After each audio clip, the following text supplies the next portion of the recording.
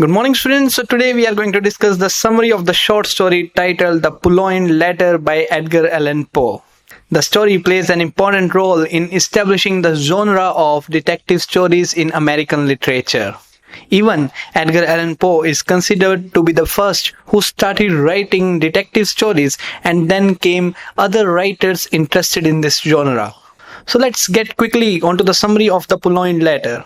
First of all, it must be clear that the word purloined simply means stolen. So the Purloined Letter means the stolen letter, where the police and detective play their role to solve the case.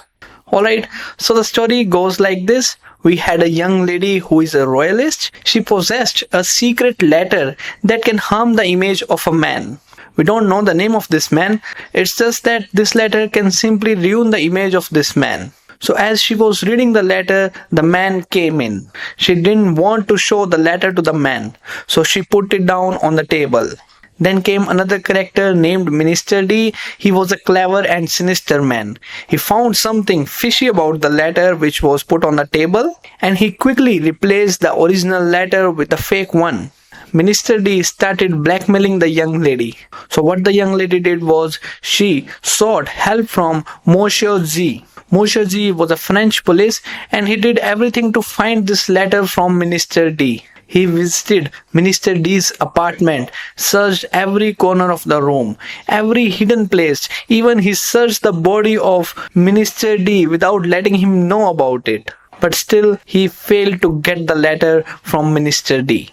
So what this Monsieur G did was, he contacted a private detective named Auguste Dupin, who was sitting in a room with the narrator of this story. Monsieur G explained the whole case to Dupin. After thinking a while, Dupin suggested Monsieur G to go on and search the apartment once again. The letter must be in the apartment alone. The officer agreed that alright, I am going to search again one more time, and he did so. He spent another 1 month trying to find the letter, but in utter disappointment, he failed once again. So after 1 month, Monsieur G consulted Dupin again and was told that he would reward him 50,000 francs if he helped him to get the stolen letter.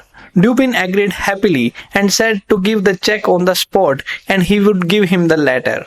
Monsieur G was a little hesitant, but agreed. He signed a check for 50,000 francs and gave it to Dupin.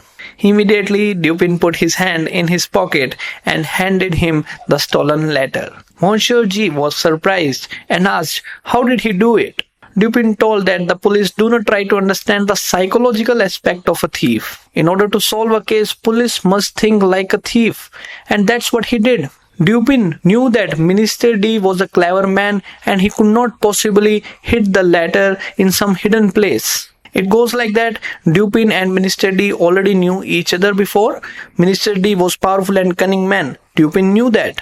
What he did was, he visited Minister D. He visited his apartment to have a little conversation on random affairs. As Dupin used to wear goggles, Minister D could not look at his eyes. Meanwhile, talking to him, Dupin was scanning the whole apartment with his eyes. And in a group of visiting cards, right just before him, he notices a letter among them. He found that the exterior of the letter is changed, and it was simply put right in front of him. The whole appearance of the letter was changed, and it was simply put right before him. Police was searching for the letter described as it is, but the exterior is changed now. That's the mistake done by police. So now what Dupin did was, he purposely left his snuff box so that he could revisit the apartment and retrieve the letter afterwards. He ended his talk and left Minister D's apartment. The next morning, he went back to the apartment and made excuse that he left his snuff box a day before.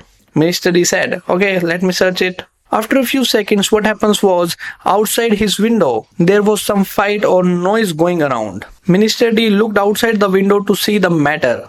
And meanwhile, what Dupin did was, he replaced the stolen letter with a fake one. Later, Dupin revealed that he arranged all that commotions outside the window to distract Minister D. Now the question Monsieur G asked, that if he had found the letter on the first day, why did not he pick that immediately? Dupin explained that Once, Minister D insulted him in front of everyone. He had not forget that insult, and that's why he planned everything. The stolen letter with a fake one because he wanted Minister D to get embarrassed. Minister D always thought himself to be the clever person, but in reality, he was not so. And this was what Dupin wanted to prove to Minister D. And that is why he planned everything. So with this, we come to the end of this short story by Edgar Allan Poe. If you found the video worth your time, then don't forget to subscribe the channel for more updates on English literature. That's it for this video. Thank you.